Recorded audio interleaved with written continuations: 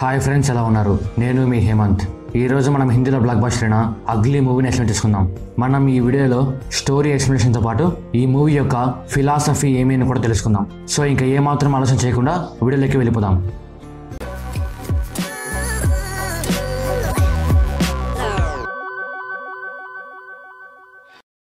రాహుల్, శాలిని, బోస్. రాహుల్, శాలిని ప్రేమించుకొని పెళ్లి చేసుకుని ఉంటారు. ఇద్దరికి ఒక కూతురు కూడా పుడుతుంది. రాహుల్కి యాక్టింగ్ అంటే చాలా ఇష్టం. పెళ్ళైన తర్వాత కూడా ఫ్యామిలీని సరిగ్గా చూసుకోకుండా యాక్టింగ్ అని తిరుగుతూ ఉంటాడు. దానికి శాలిని రాహుల్కి డివోర్స్ ఇచ్చి బోస్ని పెళ్లి చేసుకుంటుంది. బోస్కి శాలిని మీద ప్రేమే ఉండదు. రాహుల్ మీద ఉన్న కోపంతో తనని పెళ్లి చేసుకొని ఉంటాడు. బోస్ శాలిని జైల్లో బంధించినట్టు ఎప్పుడూ ఇంట్లోనే బంధించుంటాడు. శాలిని కూడా నా బతుకు ఇంతే అని జీవితంలో అడ్జస్ట్ అయిపోతూ ఉంటుంది. బోస్ ఒక పోలీస్ ఆఫీసర్. రాహుల్కి బోస్కి మధ్య గొడవ ఏమి అని మనకి స్టోరీ మధ్యలో తెలుస్తుంది. రాహుల్ శాలిని కూతురు పేరు కాళీ వర్షిణి. తనకి వాళ్ళ నాన్న రాహుల్ అంటే చాలా ఇష్టం. కానీ శాలిని వర్షిణిని తన దగ్గర పెట్టుకొని పెంచుతూ ఉంటుంది. ప్రతి వారం శుక్రవారం రోజు మాత్రం వర్షిణి రాహుల్తో గడుపుతుంది. శాలినికి ఒక తమ్ముడు ఉంటాడు. తన పేరు సిద్ధాంత్. తనకి ఇంట్లో వాళ్ళతో పడక సపరేట్గా ఉంటాడు. తను ఎప్పుడు ఫ్రాడ్ పనులు చేసి త్వరగా డబ్బులు సంపాదించాలనుకుంటాడు. సిద్ధాంత్ ఈ ఫ్రాడ్ పనులు చేయడానికి హెల్ప్ కోసం బోస్ని వెళ్ళి కలుస్తాడు. బోస్ హెల్ప్ చేయకుండా సిద్ధాంత్ మళ్ళీ ఇలాంటి పనులు చేయకూడదు అని 3rd డిగ్రీ కోటింగ్ ఇస్తాడు. రాహుల్ ఇంతవరకు ఒక సినిమాలో కూడా యాక్ట్ చేసింటాడు. ఇంకా సినిమా ఛాన్సెస్ కోసం ట్రై చేస్తూనే ఉంటాడు. శుక్రవారం రోజు రాహుల్ తన కూతురు వర్షిణిని ఇంటి దగ్గరికి వెళ్ళి పికప్ చేసుకుంటాడు. ఇద్దరూ కలిసి సినిమాకి వెళ్ళాలి అనుకుంటారు. దారి మధ్యలో రాహుల్ తన ఫ్రెండ్ చైతన్యని కలవడానికి వెళ్తాడు. చైతన్య ఒక ఫిలిం ప్రొడ్యూసర్. అలాగే సినిమాలకి కావాల్సిన క్యాస్టింగ్ కూడా తనే సెలెక్ట్ చేస్తూ ఉంటాడు. ఒక సినిమాలో మంచి రోల్ ఉంటే ఆ స్క్రిప్ట్ని రాహుల్కి ఇవ్వడానికి చైతన్య రాహుల్ని ఇంటికి పిలిచింటాడు. రాహుల్ తన కూతురుని కారులో ఉండమని చెప్పి తన ఫ్రెండ్ ఇంట్లోకి వెళ్తాడు. అప్పుడు ఒక బొమ్మలు అమ్ముకునే అతను వర్షిని ఒంటరిగా ఉండడం చూసి తనని కిడ్నాప్ చేస్తాడు. రాహుల్ తిరిగి వచ్చి చూస్తే కారులో తన కూతురు ఉండదు. రాహుల్, చైతన్య ఇద్దరు కలిసి వర్షిని కోసం వెతుకుతారు. అప్పుడు వర్షిని ఫోన్ ఆ బొమ్మలు అమ్మే అతని దగ్గర కనిపిస్తుంది. అతని పేరు శ్రీలాల్. తను రాహుల్, చైతన్య దగ్గర నుంచి తప్పించుకుంటూ వ్యాన్ కింద పడి చనిపోతాడు. దాంతో రాహుల్కి, చైతన్యకి ఏం చేయాలో తెలియక పోలీస్ స్టేషన్కి వెళ్తారు. ఆ పోలీసులు సగం టైంని వాళ్ళల్లో వాళ్ళు మాట్లాడుకుంటూ వేస్ట్ చేస్తారు. ఇన్స్పెక్టర్ జాదవ్ వర్షిని కిడ్నాప్ అయిన చోటుకి వెళ్ళి మొత్తం ఎంక్వైరీ చేస్తాడు. పోలీసులకి శ్రీలాల్ వాళ్ళ ఆంటీ దొరుకుతుంది. పోలీసులు తనని ఎంక్వైరీ చేస్తారు. కానీ తనకి ఏమీ తెలియదు అని వదిలేస్తారు. జాదవ్ రాహుల్ ఫ్యామిలీ డీటెయిల్స్ అని తెలుసుకొని బోస్కి ఫోన్ చేస్తాడు. బోస్కి రాహుల్ మీద చాలా కోపం ఉంటుంది. దానికి బోస్ జాదవ్తో వర్షిని రాహుల్ కిడ్నాప్ చేసింటాడు, వాడిని అరెస్ట్ చేయండి అంటాడు. పోలీసులు చైతన్యాన్ని వదిలేసి రాహుల్ని అరెస్ట్ చేస్తారు. రాహుల్, శాలిని, బోస్ ముగ్గురు కాలేజ్ డేస్ నుంచి ఒకరికి ఒకరు తెలుసు. రాహుల్, శాలిని ఇద్దరు లవ్లో ఉన్నప్పుడు బోస్ శాలినికి ప్రపోజ్ చేయడానికి ట్రై చేశాడు. అప్పుడు రాహుల్ బోస్ని చితక్కొట్టింటాడు. ఆ తర్వాత రాహుల్ శాలిని పెళ్లి చేసుకొని రోజు గొడవలు పడడం స్టార్ట్ చేస్తారు. రాహుల్ శాలిని కొట్టడం కూడా స్టార్ట్ చేస్తాడు. అప్పుడు శాలిని పోలీసులకి ఫోన్ చేసి రాహుల్ మీద కంప్లైంట్ ఇస్తుంది. ఆ కంప్లైంట్ తీసుకుంది బోస్. ఆ తర్వాత శాలిని బోస్కి దగ్గర అయ్యి రాహుల్కి విడాకులు చేసి బోస్ని పెళ్లి చేసుకుంటుంది.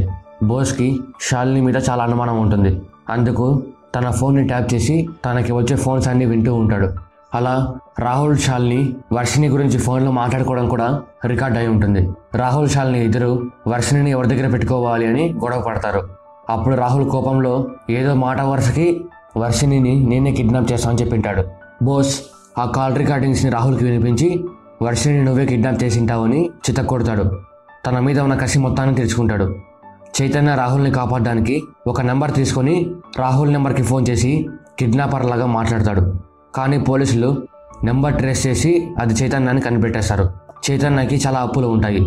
అది తీర్చుకోవడానికి చైతన్యాన్ని వర్షిని కిడ్నాప్ చేసింటాడు అని పోలీసులు అనుకొని మళ్ళీ చైతన్యాన్ని అరెస్ట్ చేస్తారు.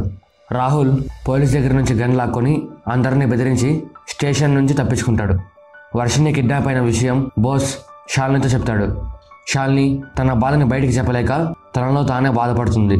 రాహుల్ పోలీసుల నుంచి తప్పించుకున్న తర్వాత చైతన్యకి ఫోన్ చేస్తాడు. రాహుల్ చైతన్యతో నేను వర్షిని కిడ్నాప్ చేయలేదు అంటే ఎవ్వరూ నమ్మడం లేదు, నేను ప్రెస్ దగ్గరికి వెళ్ళి హెల్ప్ అడుగుతా అంటాడు. బోస్ చైతన్య ఫోన్ లాక్కొని రాహుల్తో మాట్లాడుతూ నీ ఫ్రెండే నీ కూతురు కిడ్నాప్ చేశాడు అని చెప్తాడు.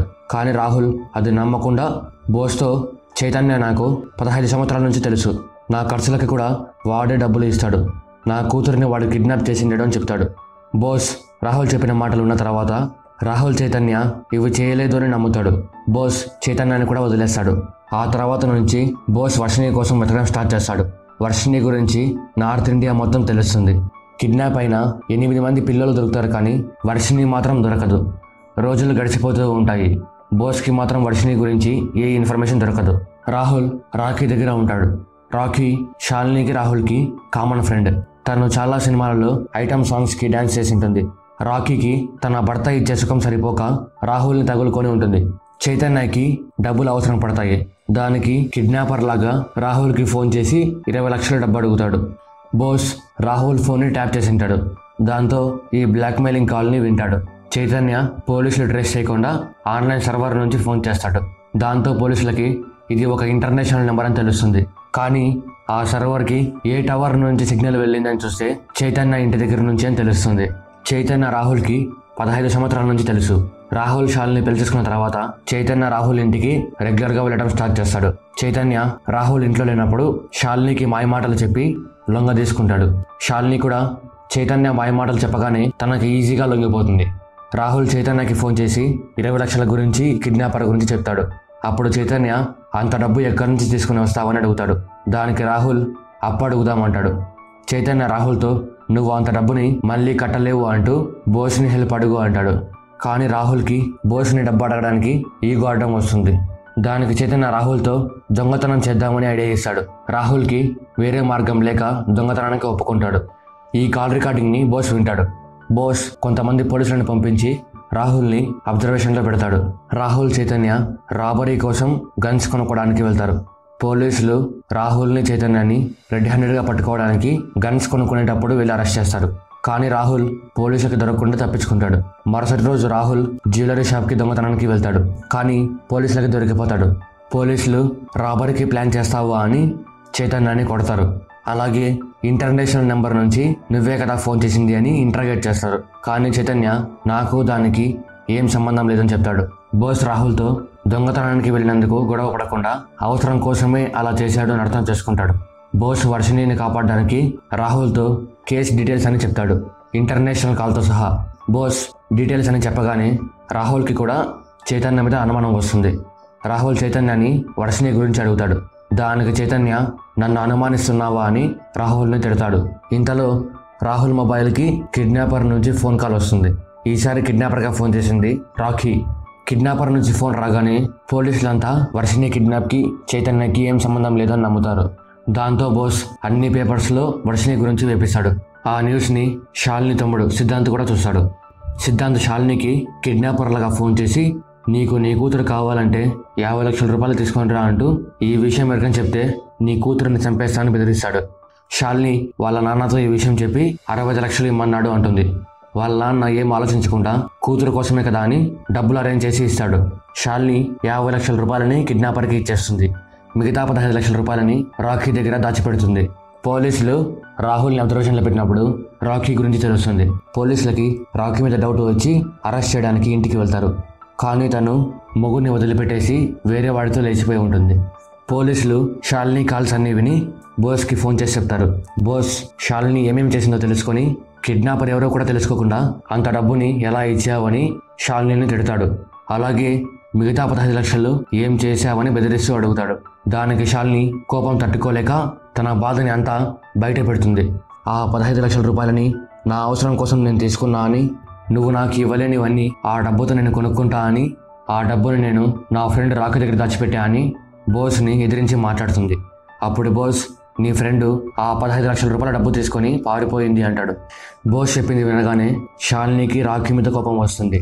అలాగే బోస్ మీద ఉన్న ఇన్ని రోజుల కోపాన్ని గన్ను రూపంలో బయటికి తీసి బోస్ని కాల్చి పారిపోతుంది. కానీ ఆ బుల్లెట్ బోస్ భుజానికి తగలడం వల్ల ప్రాణాలతో బయటపడతాడు. పోలీసులు కిడ్నాపర్ కాల్ని ట్రేస్ చేసి అది సిద్ధాంత్ అని కనిపెడతారు. బోస్ సిద్ధాంత్ని వెళ్ళి అరెస్ట్ చేసి 50 లక్షల రూపాయలని స్వాధీనం చేసుకుంటాడు. బోస్ ఆ డబ్బుని రాహుల్కి ఇచ్చి పాపాన్ని కాపాడమంటాడు. కిడ్నాపర్ రాహుల్కి ఫోన్ చేసి ఒక ప్లేస్కి రమ్మంటాడు. పోలీసులు కూడా రాహుల్ని ఫాలో అవుతూ వస్తారు. కానీ రాహుల్ కిడ్నాపర్ చెప్పిన చోటుకి వెళ్ళిన తర్వాత పోలీసులకి కనిపించకుండా మిస్ అవుతాడు. బోస్ అక్కడ ఉన్న సీసీటీవీ ఫుటేజ్ని చెక్ చేస్తాడు. రాహుల్ డబ్బు తీసుకొని రాఖీతో పాటు ఎవరికి కనిపించకుండా పారిపోతాడు. దాంతో బోస్కి ఏం చేయాలో అర్థమే కాదు. రాఖీ, చైతన్య, రాహుల్ ముగ్గురు కలిసి 65 లక్షల రూపాయలతో ఎవ్వరికి కనిపించకుండా ఒక దగ్గరికి వెళ్ళిపోయి ఉంటారు. బోస్ రాహుల్కి డబ్బులు ఇవ్వగానే చైతన్యకు అది తెలుస్తుంది. అప్పుడు చైతన్య రాహుల్తో, నీ కూతుర్ని బోసే కిడ్నాప్ చేసి మనల్ని ఇందులో ఇరికించడానికి ప్లాన్ చేస్తున్నాడని చెప్పి మనం ఈ డబ్బుతో పారిపోదామని రెచ్చగొడతాడు. రాహుల్కి బోస్ మీద తనని కొట్టినందుకు చాలా కోపం ఉంటుంది. దానికి తోడు చైతన్య ఇలా చెప్పగానే రాహుల్ చైతన్యతో కలిసిపోతాడు. చైతన్య జైల్లో ఉన్నప్పుడు పోలీసులకి తన మీద డౌట్ రాకూడదు అని రాఖీకి డబ్బులు ఇచ్చి కిడ్నాపర్ లాగా ఫోన్ చేపించింటాడు. రాహుల్ ఈ డబ్బు గురించి ధమ్కీ ఇవ్వాలని బోస్కి ఫోన్ చేస్తాడు. కానీ బోస్కి ఫోన్ చేసినప్పుడు తనకి తెలిసేది ఏమి అంటే తన కూతురు నిజంగానే కిడ్నాప్ అయ్యింది అని తెలుస్తుంది. అప్పుడు రాహుల్కి చైతన్య మీద చాలా కోపం వచ్చి చంపేస్తాడు. దానికి రాఖీ భయపడి ఆ డబ్బు తీసుకుని పారిపోతుంది. రాహుల్ ఒంటరిగా మిగిలిపోతాడు. బోస్ వర్షిని కిడ్నాప్ గురించి అన్ని డిపార్ట్మెంట్స్కి చెప్పింటాడు. టాస్క్ ఫోర్స్ ద్వారా బోస్కి వర్షిని గురించి ఒక క్లూ దొరుకుతుంది. అది ఏమి అంటే బొమ్మలు అమ్ముకునే శ్రీలాల్ అలాగే తన ఆంటీ కలిసి చాలా మంది పిల్లల్ని కిడ్నాప్ చేసి అమ్మేశారు అని తెలుస్తుంది. దాంతో పోలీసులు శ్రీలాల్ ఆంటీని బెదిరించి వర్షిని ఎక్కడ ఉందో తెలుసుకుంటారు. శ్రీలాల్ వర్షిని కిడ్నాప్ చేసిన తర్వాత ఒక దగ్గర దాచిపెట్టింటాడు. కానీ పోలీసులు చెకింగ్ చేస్తున్నందువలన శ్రీలాల్ ఆంటీ వర్షిని అమ్మకుండా అలానే బంధించిన చోటే వదిలేస్తుంది. దాంతో వర్షినికి ఊపిరి ఆడక అక్కడే చనిపోయి ఉంటుంది. బాడీ మొత్తం కుళ్ళిపోయి పురుగులు పడింటాయి. అది బోస్ చూసి చాలా బాధపడతాడు. అలా స్టోరీ ఎండ్ అవుతుంది. ఫిలాసఫీ కంటే ముందుగా వర్షిని చనిపోవడానికి కారణం ఏంటి అని తెలుసుకుందాం.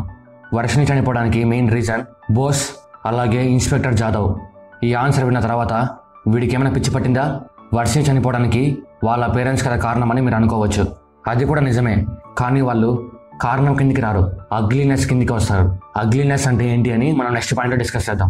వర్షిని చనిపోవడానికి కారణం జాదవ్, బోస్ అని ఎందుకన్నాను అంటే రాహుల్ కంప్లైంట్ ఇవ్వడానికి వచ్చినప్పుడు జాదవ్ టైంపాస్ చేయకోకుండా వెంటనే రియాక్ట్ అయ్యింటే తను బతికేదేమో. ఇంకా బోస్ విషయానికి వస్తే తను ఈ కేసు మొత్తాన్ని డీల్ చేస్తున్నప్పుడు 80% ఆఫ్ ద కేసుని తనకి పర్సనల్గా ఉండే కసిని తీర్చుకోవడానికి ట్రై చేస్తాడు. ఇంకా మూవీ ఫిలాసఫీ గురించి మాట్లాడుకున్నట్టయితే డైరెక్టర్ మనకి స్టోరీ మొత్తాన్ని మూవీ టైటిల్తోనే ఎక్స్ప్లెయిన్ చేశారు. అదే అగ్లీ. అగ్లీ అంటే అందంగా లేనిది అని అర్థం వస్తుంది. ఈ అగ్లీనెస్ని మూవీతో పోల్చాలి అంటే దురాశ అనుకోవచ్చు. ఇంకా క్లియర్గా తెలుసుకోవాలి అంటే రాహుల్కి డబ్బు దొరకగానే తన కూతురు గురించి ఏమాత్రం ఆలోచించకుండా తన ఫ్రెండ్ చెప్పిన మాటలు విని తనతో వెళ్ళిపోతాడు. చైతన్య డబ్బు కోసం తన ఫ్రెండ్ని బెదిరిస్తాడు. రాఖీ డబ్బు కోసం తన భర్తనే వదిలేస్తుంది. శాలిని కిడ్నాపర్ ఫోన్ చేయగానే ఇంకా ఎక్కువ డబ్బులు కొట్టడానికి ట్రై చేస్తుంది, కానీ తన కూతురిని కాపాడాలి అని ఏమాత్రం ఆలోచించదు. ఇంకా లాస్ట్గా సిద్ధాంత్ తన డబ్బు కోసం తన అక్కనే బెదిరిస్తాడు. మనం ఈ క్యారెక్టర్స్లో ఎక్కడ చూసినా కూడా దురాశ కనిపిస్తుంది. డైరెక్టర్ మనకు చెప్పాలనుకుంది కూడా అదే, మనుషుల్లో ఉండే అగ్లీనెస్ గురించి. మూవీ మెయిన్ ఫిలాసఫీ కూడా అదే. ఇంకా మీలో చాలామందికి ఇది సినిమానే కదా భయ్యా, వర్షిని బతికించింటే బాగుండు కదా అనుకోవచ్చు. డైరెక్టర్ ఈ మూవీని ట్రూ ఈవెంట్స్ని ఆధారంగా తీసుకొని తీశారు. ఒక్కటి మాత్రం గుర్తుంచుకోండి, రియల్ లైఫ్లో ఇలానే జరుగుతుంది. ఏదో మన సినిమాలో చూపించినట్టు హీరో అలా ఒక చిటికేయగానే విలన్స్ అంతా గ్యాల్లోకి ఎగరడం అలాంటివన్నీ రియల్ లైఫ్లో ఒక్కటి కూడా జరగవు. సో ఇది ఫ్రెండ్స్ అగ్లీ మూవీ గురించి స్టోరీ మీకు బాగా అర్థమైంది అనుకుంటున్నాను. అలాగే ఈ వీడియో ఎలా అనిపించిందో కామెంట్ రూపంలో మాకు తెలియజేయండి. అలాగే ఈ వీడియో నచ్చితే లైక్ చేయండి, మీ ఫ్రెండ్స్ అండ్ ఫ్యామిలీతో షేర్ చేయండి, సబ్స్క్రైబ్ చేయడం మాత్రం మర్చిపోకండి. Thank you.